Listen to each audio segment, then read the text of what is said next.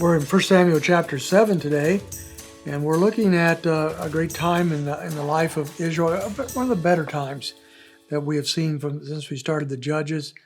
The Ark of the Covenant is not yet returned to where it should be, and has now been sent by the Israelites who things weren't going well for them. A lot of people had died because they had looked into the Ark, and they sent it off in verse 1 to the house of a man by the name of Abinadab. And it stays there for 20 years, verse 2 tells us.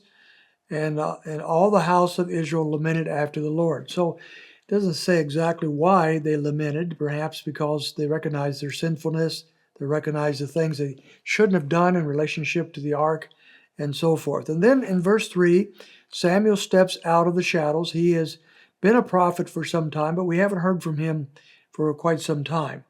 But then he spoke, it says in verse 3, and he says to the house of Israel, if you return to the Lord with all your heart, remove the foreign gods and the Ashtoreth from among you, and direct your heart to the Lord and serve him alone, he will deliver you from the hand of the Philistines. So he issues them a real challenge.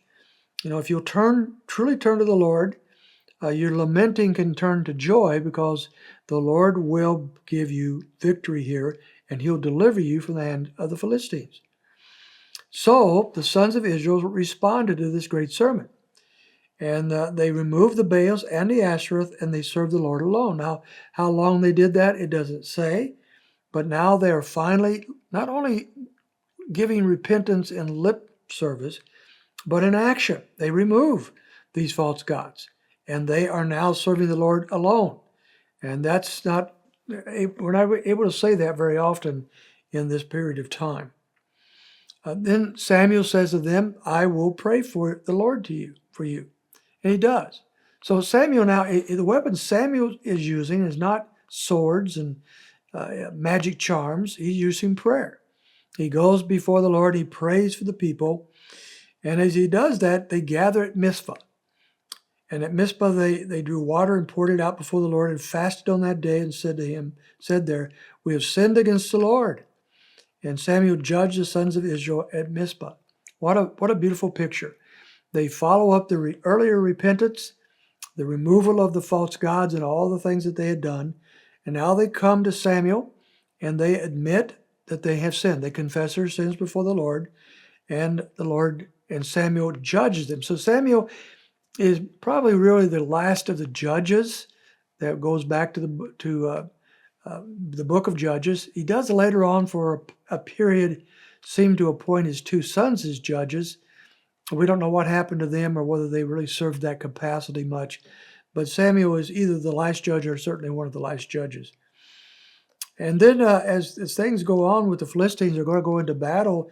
And the sons of Israel once again turn to Samuel, verse 8, do not cease to cry to the Lord our God for us, that he may save us from the hands of the Philistines. So once again, they turn to Samuel as one who would pray for them. And that's what Samuel does. He cries out to the Lord. He prays for these people. And they offer a burnt offering in verse 10. And they go into battle, and the Lord delivers them. He gives them a great victory over the Philistines. In verse 12, Samuel took a stone and set it between Mizpah and Shin, and named it Ebenezer, saying, thus far the Lord has helped us. Ebenezer means the rock of help, and the help of the Lord has come, the help from the Lord. And so here is a rock that would stand as a witness, as a testimony, a monument to the people of Israel that the Lord has now helped them out of a very difficult time. Matter of fact, the last time we came up with a name, it was Ichabod, when the glory of the Lord had departed because the ark had been taken and the people weren't following God. But now Ebenezer would be the battle cry. Now the Lord is helping them.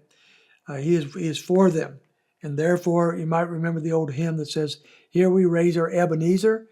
It might be a little out of context, but the idea is now we're turning to the Lord for help.